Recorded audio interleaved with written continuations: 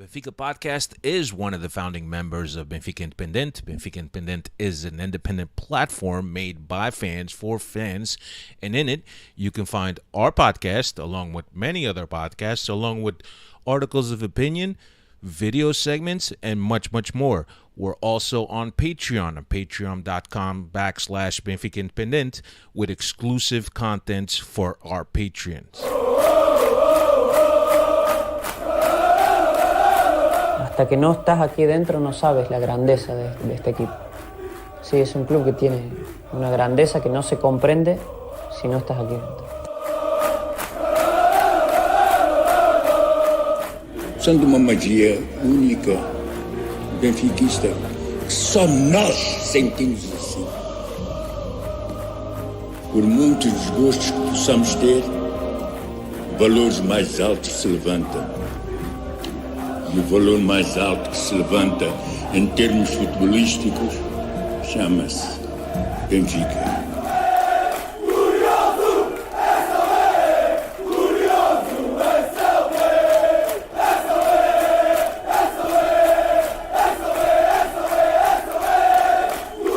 Quero o Benfica intimidar o adversário. Quero o manto sagrado entrar com vocês em qualquer estado e assustá-los, pá! É isso que eu quero!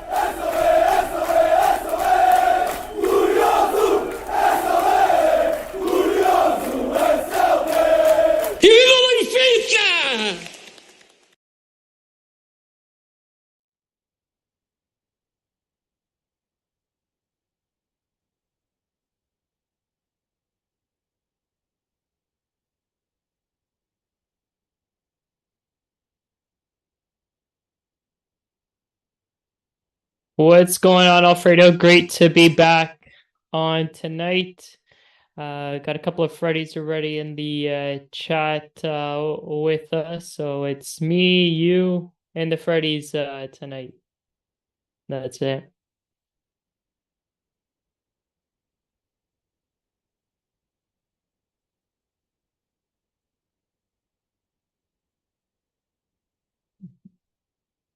No, I can't say I have.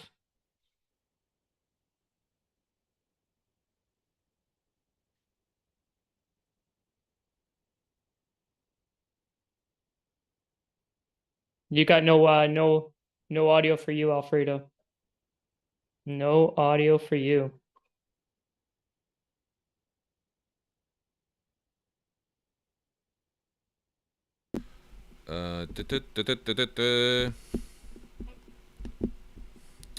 Hi, everybody.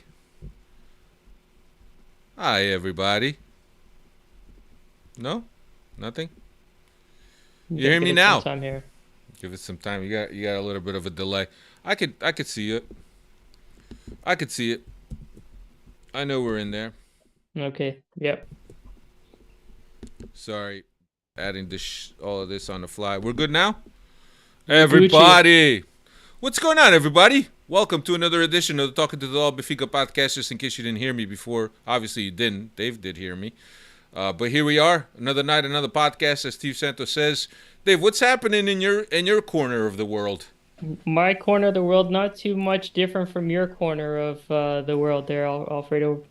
That's good, right? Big ice storm coming up our way this Is that this what they're week. saying? That's what they're saying. So we'll see. When they predict it, nothing happens. It's the ones that catch us off guard that are usually much worse. But we'll see how it goes. It's the ones that everybody rushes out to get the bread and milk, and then all of a sudden you get a little flurry that you could blow that right off of your sidewalk. But, never underestimate Mother Nature and the weather. But here we are.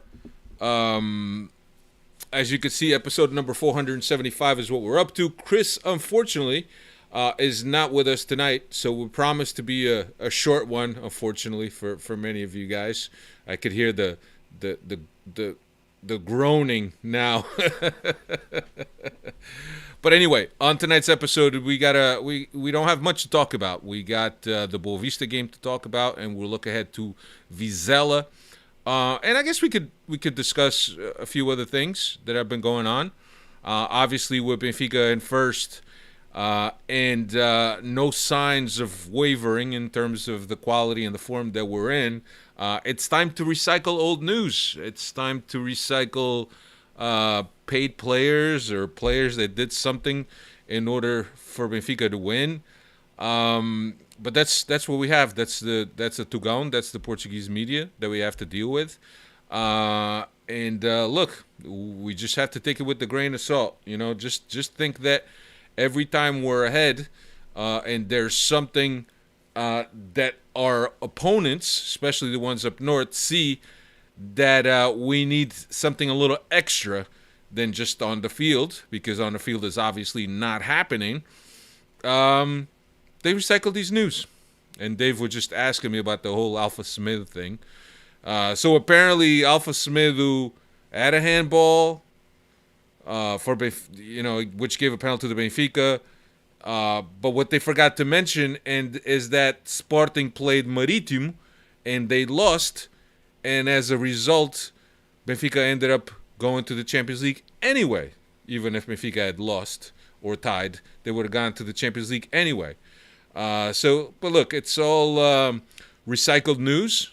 It's all stuff that anytime there's something good going on, there's always some recycled news for Benfica for people to talk about, to just sell newspapers, because these days that's what we like to do. Sell newspapers. Sell newspapers and try to destabilize the club in any way possible. I just took a look at the clip on Twitter. If you just search up Alpha Tomato, there's a clip there, and the handball was so quick. It's a Grimaldo cross coming in from the wing there, and he has no time to, even if he wanted to make it intentional. It's a split second reaction, so very hard. I think very hard to say that was an intentional handball, or that we paid for that handball. But yeah, it's Amoreirense at home at Estádio Luz, right?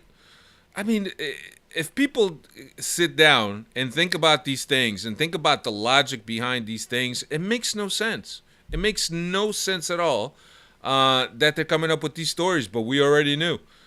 Somebody, I think Nuno Picado from Benfica FM, he said over the weekend, there's going to be some news coming out this week. The same way that whenever there's something bad that Porto needs to announce, whether it's their relatório de contas, that's a huge loss, or something else that they haven't paid for a player, there's always something that goes along to distract the people that are paying attention. But if you're a follower and an avid listener to our podcast, we can guarantee you that we'll give you the news here first. And I think that I've already said one time, Dave, that if Benfica was found to be corrupt, obviously we hope that everybody is charged in a court of law and in a way that they're supposed to be charged. And people know what I feel about corruption and clubs cheating, and I think that by all intents and purposes this would be the end of the podcast, because I'm not going to sit here and be a hypocrite when we criticized Porto so much for cheating, and now Benfica is doing the same thing. That's just, I don't see myself in that type of behavior from a club, especially from a club that I devote a lot of time, and it takes a lot of time from my life, obviously. But anyway, Dave, do we put that to bed, or do we need to talk about that a little bit more? What do you think? Unfortunately, I think this is just the beginning, right? Is this the beginning? I think. Oh well, not this is it for tonight's podcast, but this is just the beginning going forward for the rest of the season, especially if Benfica continue to hold on to a close lead against Porto. There, you're going to see more of these distractions and more of this fake news, shall we put it, be put out there, and we're already seeing it on the pitch too, right? With these non-calls and the 12th man being against us too. But we'll get into it, especially in this Boavista game that we're going to recap here. Yeah, so let's get right into this Boavista. Good segue, Dave. Vlaco Dimos was in goal, Gilberto, António Silva, Otamendi, Grimaldo, Tino, and Chican. Zinedine Chican. But João Mario. you think there's got to be a joke on, like, they know that they're pulling our leg at this point, right? All I know is that Roger Schmidt's in on the joke. He's in So on if it is a joke, it's becoming like a meme now. Like, it's a joke. well, It's a joke. We got Zidane there. We got Gilberto Carlos. We're just building the Galacticos from the early. yeah. Look, I think he did say that there's some things that remind him of Zidane, but he would have to still play a whole lot of more games in order to be considered in the same pedestal, I guess. That's what Roger Schmidt is. Look, but I think they're having fun. I think overall, I think all this does is builds up Chiquinho's confidence, right? So, I mean, if you're confident, you're not a world beater, but certainly you're not doing anything to compromise the team.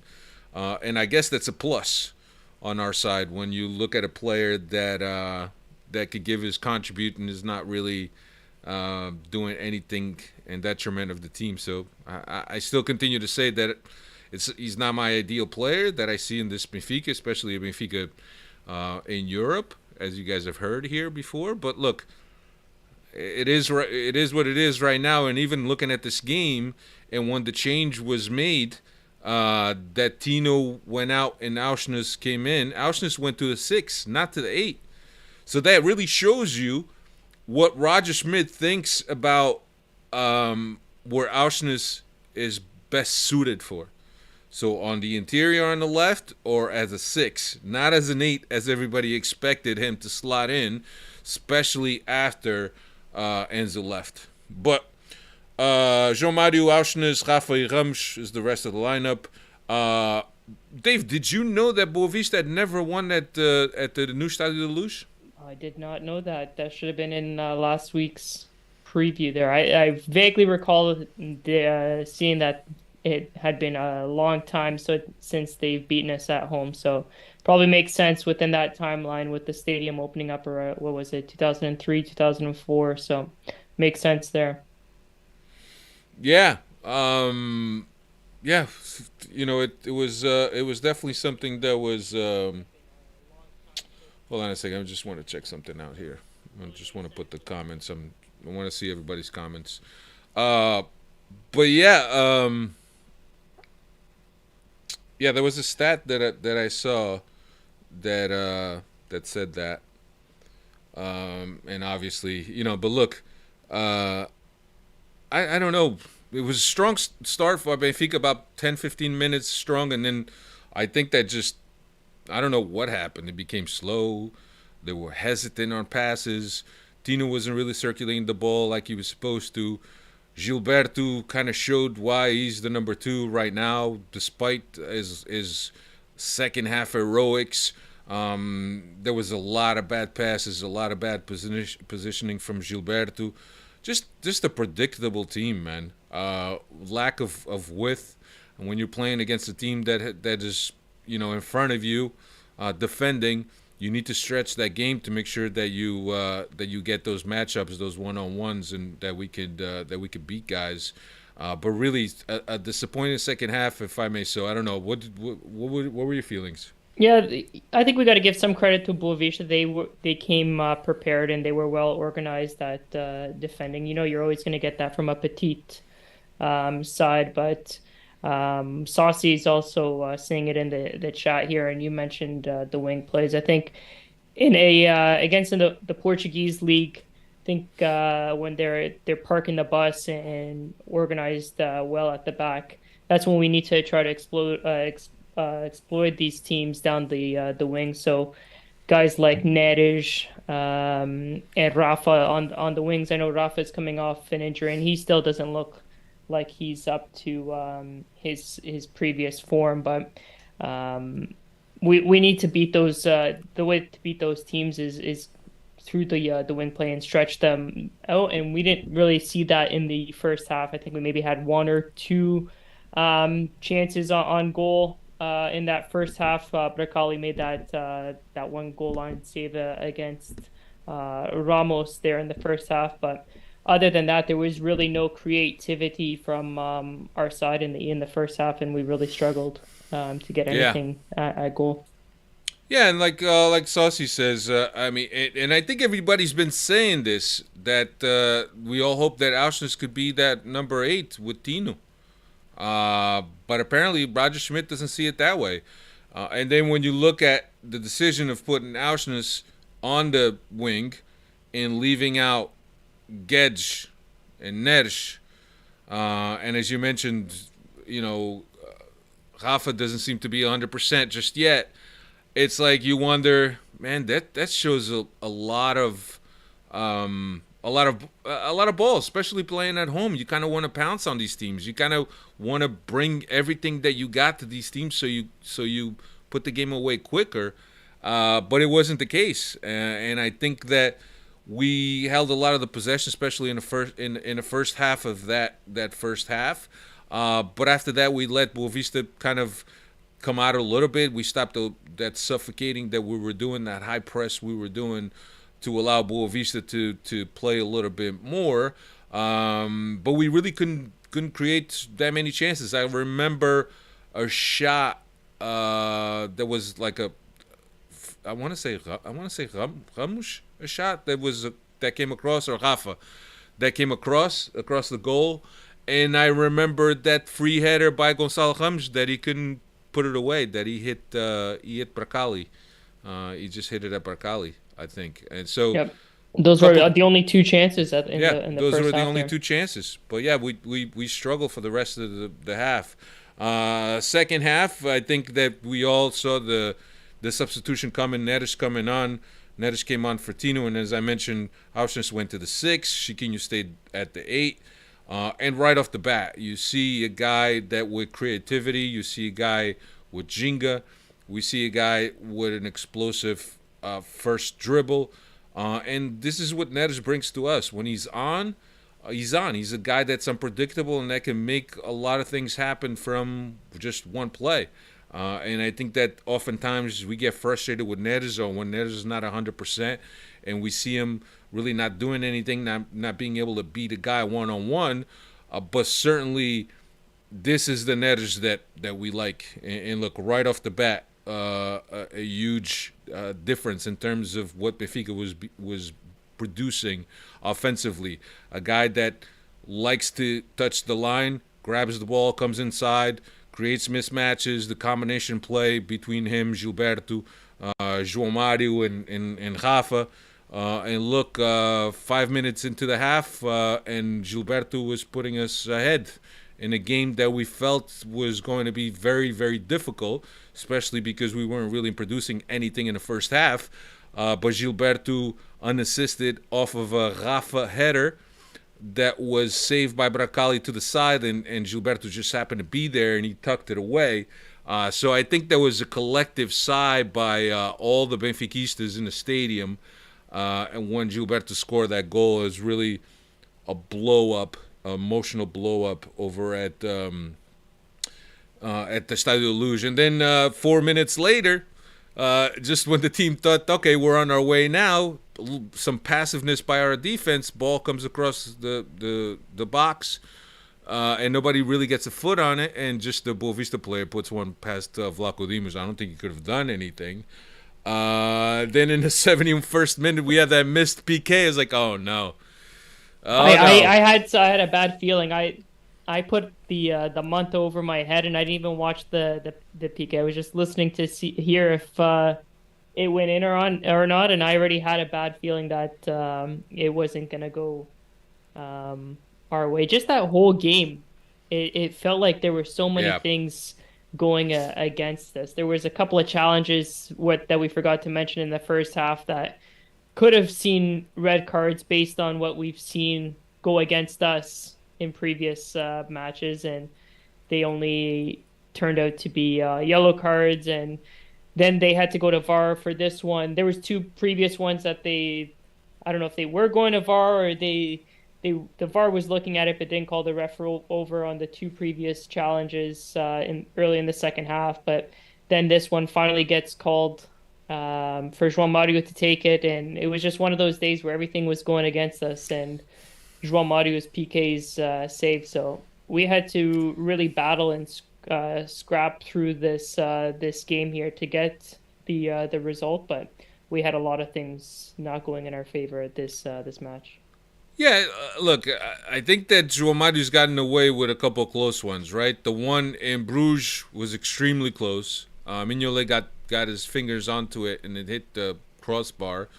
So I think that João Mario was kind of due for a miss. And I think that, and especially myself as I'm looking and I'm seeing the way he's taking these penalties, I thought he's due for a miss. And this turned out to be that time. Unfortunately, much to a lot of people's disappointment, it was certainly something that we were kind of fearing, and he got. Look, I know that penalties are hard to take, and I know it's you're not that far off, and you pick one side, but I don't know if anybody remembers the Cardozo penalties. It was just like he hit that shit as hard as he could, and he was usually right down the middle. Right down the middle.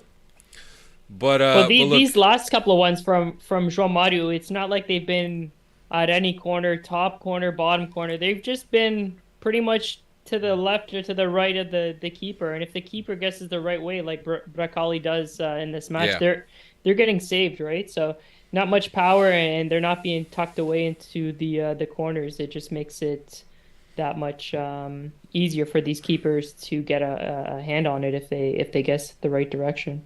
Yeah, no, that's right. And then 74th minute, Gage comes in for Rafa. I think that substitution probably could have happened a little earlier because, as we mentioned, Rafa's not yet at 100%. And would make sense to you have Geddes on the bench. You got plenty of options on the bench. You got Gedge. I think that Sheldrup sooner or later she gets some minutes. I don't know about Tankstead, but I think that Sheldrup has a little bit of Jenga from what I've been able to see in the B, and he could be somebody that brings something different to this team. In the 82nd minute, 2-1, Ramos assisted by Gilberto. So it's hard to go against Gilberto. He's got a goal and an assist, right? But that first half was nightmarish. But let's talk about Ramos' goal, man. True striker's goal, right? Yeah, he makes that. I know you just mentioned Gilberto, but that was a nice touch, a nice layoff for through ball for Ramos to set up the move, and he looks like he's going to his right, then pivots to the left, and just with the right foot just puts it right in the left corner there. But all one touch too. So we don't see those usually from him. Usually it's just a tap in or a header, but that composure there by Ramos definitely was needed in this match. Like I said, we clawed our way just to get that second goal there. Left it kind of late in the 82nd minute, but got to give it up to Ramos on that one. Yeah, the fake cuts it in, then toes it past the keeper. That is a matador's goal if you're gonna see one, and we don't see a lot of that from Ramos, as you mentioned, Dave. There's a lot of tap-ins. There's a lot of putting himself in the right position to get those easy ones, but this one was really something that he did. Definitely going on his highlight reel. I don't know if there's a Ramos highlight reel. Probably 2 goals with on the national YouTube. team, Everyone's right? got a highlight reel on YouTube. Everybody's got. Even Gilberto's got a highlight reel.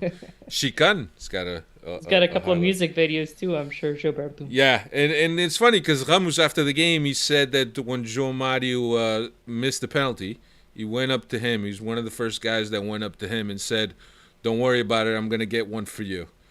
And there it was. 90 plus after Peter Musa already on the field.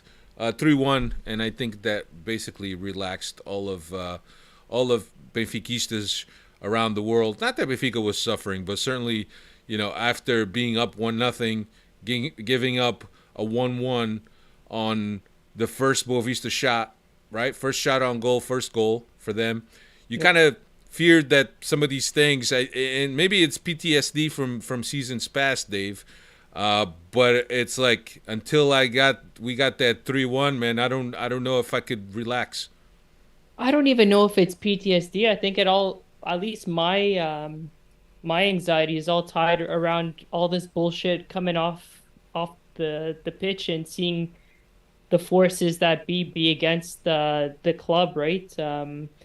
What I'm sure you saw, and probably the Freddy saw in that Porto match, the Rio Ave was on a 3-on-1 or 3-on-2 breakaway late in their match, and they call a handball for Hernani or Hermani, and it didn't even touch his hand, and that's like I was watching that game with not even uh, Portuguese supporters, and they're like, what is this? Like everything that VAR brings to the game now, you let the play finish, and then if you have to call it back, you go and review VAR. Yeah. But to just blow it dead on a such a counter attack, and the Rio Ave has numbers, and you just call a handball where clearly it doesn't even touch it.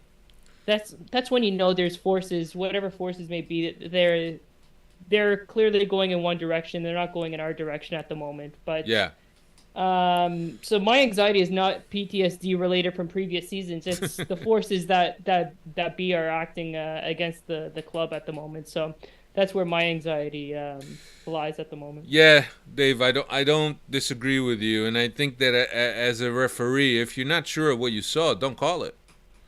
And when you have the assistant of the VAR, and you're not entirely sure that ball hit the hand, right? Because if it hit the hand, you're definitely sure, and the ball didn't hit the hand; it hit the player's abdomen.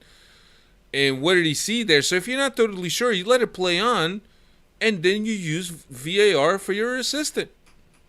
That's just simple.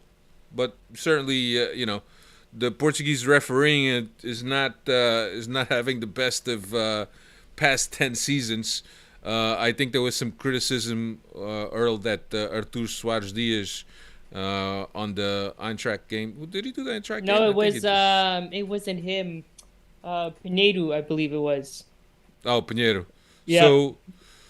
So yeah, one of those guys. I thought that somebody said that that they felt that Artur Soares Dias was arrogant. His behavior was arrogant.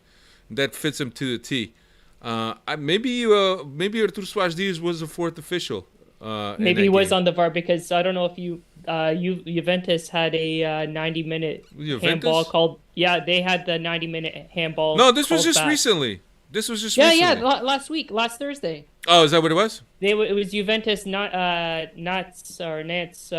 in the Europa League. They had the 90-minute handball called, and then it went to VAR. And I've seen the play. It's definitely a handball, but from what I've heard, there was a foul that was called by that called back the handball, but apparently it wasn't a foul. Oh, here it is. Here's a tweet by our friend of the pot, Marcus Horn, that says Matthias Sammer critica na TV alemã a atitude arrogante do Artur Soares Dias durante os 90 minutos. Até parece que vê poucos jogos do Tugão. So I'm thinking this had to be today, dude. So there was another game then, because Frankfurt played Napoli today. Was that the? So maybe that's what it was. Hold on a second. Let me we have two examples. Let me bring up Sofa Score here. 21st. Eintracht. Maybe the Freddy's on the chat could help us out. Yeah, Artur Soares Dias was the referee for this game. There you go. Two. We're talking about two different examples, but yeah, the man's already got a reputation in Europe. Oh God. The man already got a reputation in Europe. Anyway, look. At the end of the day, a much improved second half, with Neres coming off the bench, making tons of difference, and then with Gedge also coming on, it gave Benfica a lot more unpredictability with those two guys having the speed and the one-on-one skills, and I think that there was what Benfica needed in that second half. The first half wasn't all that great, and I'm glad that Roger Schmidt saw the changes that needed to be made and made them in the second half. So important. 3 points. against Boavista, which was a team that could have proved to be a little tricky because they defend well. But nonetheless, it was important, especially because Braga and Porto had played before us, so it was important for us to get that win. Dave, stats. Yeah, some stats here. We talked about how poor that first half performance was. That was the first time this season in league competition where Benfica were held goalless at halftime, playing at the Estádio da Luz this season. João Mario's first penalty miss of the season, had converted all of his 9 previous penalties up to that point. Gonzalo Ramos, with that spectacular goal, takes sole lead of the league's top scorer position with 13 goals this season. And this is Benfica's best record through 21 league matches in Best Benfica's history. Best ever. They got 56 points through 21 games. They just passed JJ's record of 55, which was Yeah, done but in you're 2012. probably forgetting Jimmy Hagen's undefeated season. But during that time, there was 2 points for a win, 1 point for a tie. So that makes sense that 21 rounds in, that Benfica has the best record ever. That's good. That's a good stat, man. Love it. Love it. So now we turn our attention now to Vizela. Extremely tricky game here. Yeah, you want to talk about it? Anxiety. My anxiety is already going through the roof on this game. This one has the makings of all the forces to go against us in this match. But let's go through some of these stats here. Historically, 6 wins, 1 draw in the previous 7 meetings. This past season's meeting, 2-1 victory at the Estádio da Luz with a last-minute PK from João Mario. If you don't recall, in that match, Benfica finished the match with 9 men. Gonzalo Ramos and João Mario both got red cards in that match. And Vizela are currently in 9th with 26 points from 7 wins, 5 draws, 9 defeats. Yep. Trip up north is never good, despite a lot of Benfiquistas living up north, but there's always funny things that happen up north.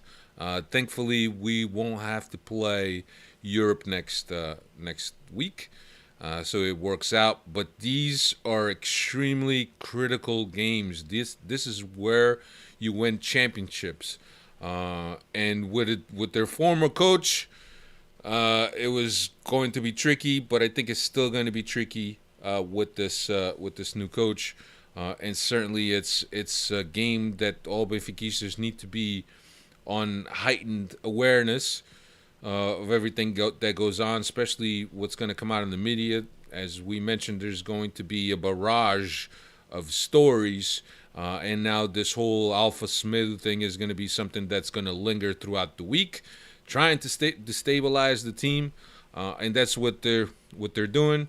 But Benfica needs to remain focused, and Benfica needs to remain strong, and especially on a wintry night up in Vizela is always going to be difficult. Dave, what are you feeling? I'm feeling a draw. If I gotta be honest with you, Alfredo, I'm feeling a draw in this match. Like I said, there's I keep repeating myself. The forces that be up north. You see what's been going on the pitch with the refereeing. Now in the papers as well. This match has everything written on it that we're dropping points. And Vizela, since they've made their return back to the first division, they've always played us tough. I know this year we already had the last minute goal from João Mario. Previous seasons, Rafa scored in the 90-plus minutes. It's always been a 1-0, 2-1 scoreline, or 1-1. We actually drew them last March at home too. So they play us very tight. They're very structured. At least they were when they had Mr. Bonnet there. But like you mentioned, he's no longer there. But I'm sure they'll still be ready to to play us tough and give us a showing. And like I said, if I got to be honest, I feel like we're dropping some points here. This Saturday. I'm going to read some comments here. Magnitude says if this was a boxing match, it would be the Mazzella and Vizela. They will foul our players at every chance they could get. They know the yellow cards will only come in the end of the second half. Good point. Nick Valadon, hopefully this Vizela game goes a lot smoother than the previous games earlier this season. Let's see. Magnitude says last season you guys said Ramos was a keeper, but this match proved me that right when I said he was a striker. Yeah, he's not a keeper, he's a striker. You're right, dude. You're right, Magnitude. Yeah, dude, look, I think that I'm just following a lot of the comments here. Cristiano's in the comments. He doesn't show up for the podcast, but he shows up in the comments. That's what you got. What else? Yeah. To me, it wasn't a Trivela. You guys are saying that Ramos was a Trivela. To me, it was a complete toe ball. Yeah. There's nothing wrong with that. We saw Romario score a lot of those. So we got Zidane, we got Gilberto Carlos, we got Romario. Damn. We're just a team of superstars. Yeah.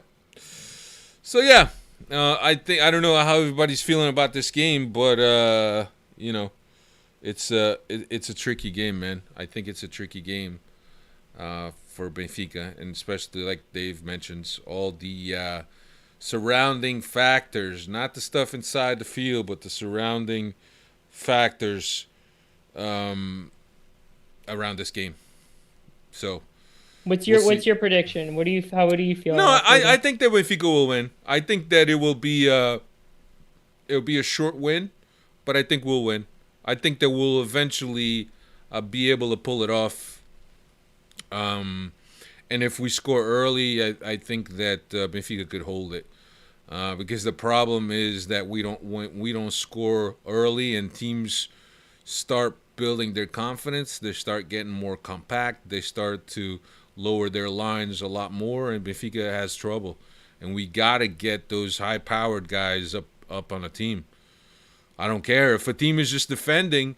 Load up that top. Gonçalo Ramos, Guedes, Neres, Rafa, Sheldrup, throw them all in there. Okay, let's go. So we've seen this lineup that's been the starting 11 that's been pretty much Schmidt's go-to ever since Enzo.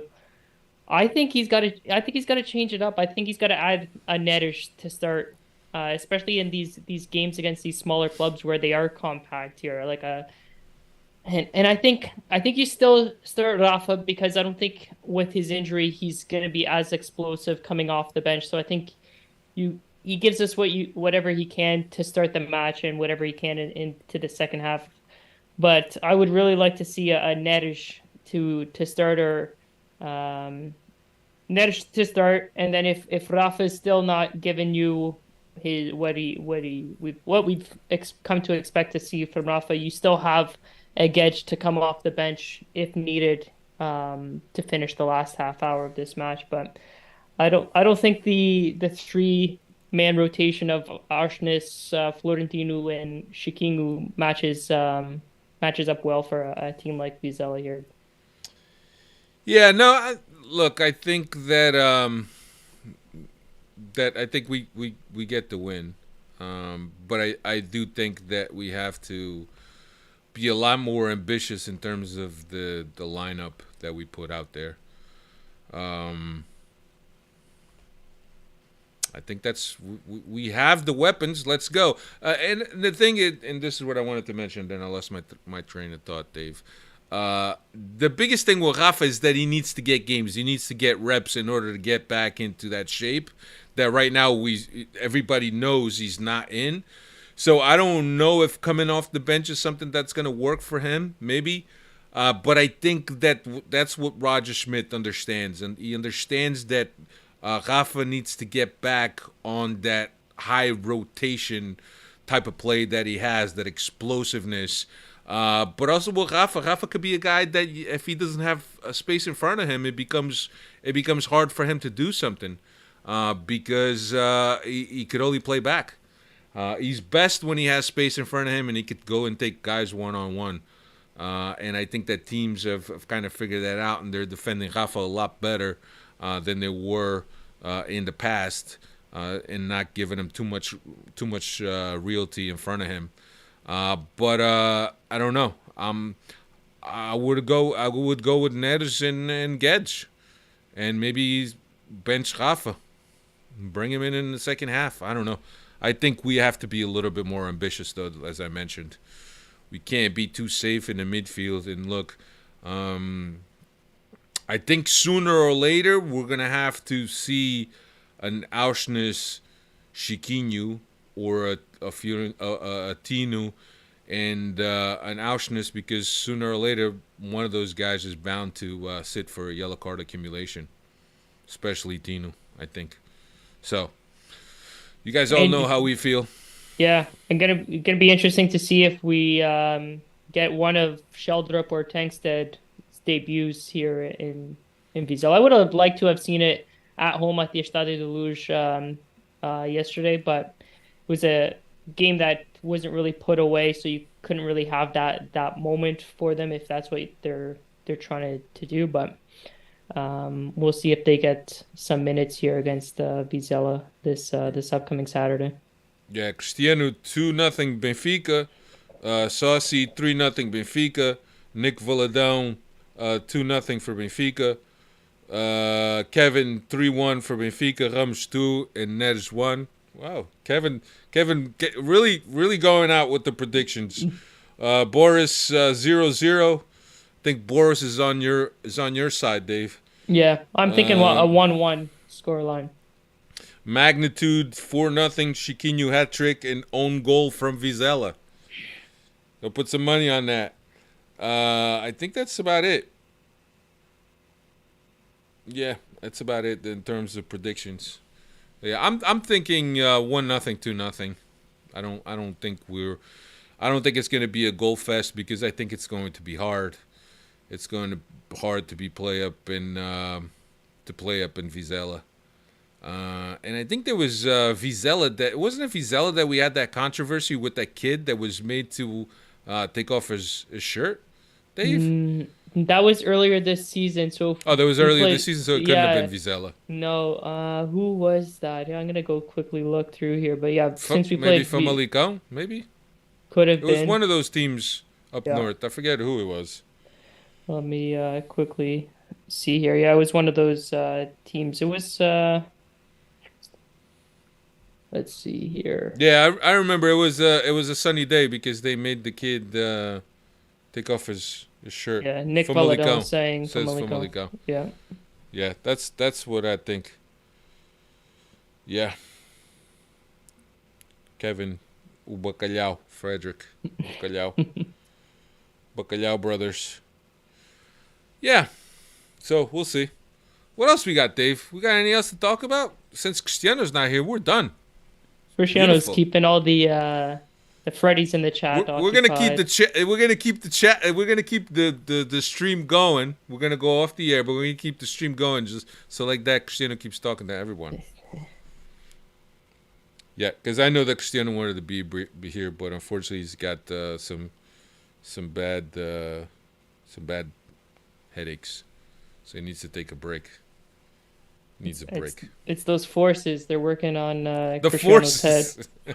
the Jedi mind tricks. Yeah. Anyway, that's all we got, Dave. Yeah, and then after that, who do we have next? I think it's Famalicão after. Yeah, we have Famalicão, and then we have on the 5th, on the 27th, we have Famalicão. On the 5th, we have Bruges at the Estadio de Luz, I believe. No, the other way around. The 5th is a Sunday. The 5th is a Sunday. Yeah. Okay. And then the 7th would be the Bruges game. All right, everybody. That's all we really got. It was a pleasure. It's good. Every once in a while, you need short ones. Steve Santos thanks me every time there's a short one. Take care, everyone. Enjoy yourselves. Be very, very weary of what you read in the papers and what you watch on TV. All right, not everything is the truth. All right, take it from me, Dave. Always a pleasure. Take care, guys. All right, Cristiano, vai dormir. Later.